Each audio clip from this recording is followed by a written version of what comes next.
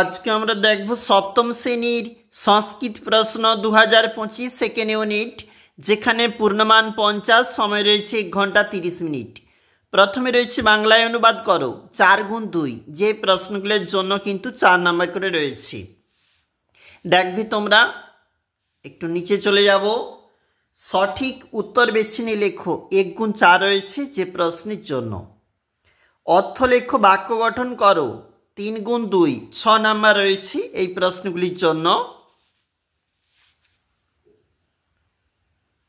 এরপর দেখো সঠিক উত্তর বেছে নিয়ে লেখো 1 গুণ 4, যে প্রশ্নগুলির জন্য 4 নাম্বার রয়েছে 1 নাম্বার করে।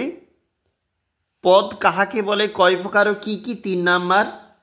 পুংলিঙ্গ কাকে বলে এবং উদাহরণ দিয়ে বুঝাইয়া দাও, 3 নাম্বার রয়েছে। এটা পরবর্তী পেজ। ভুল সংশোধন 3 নাম্বার।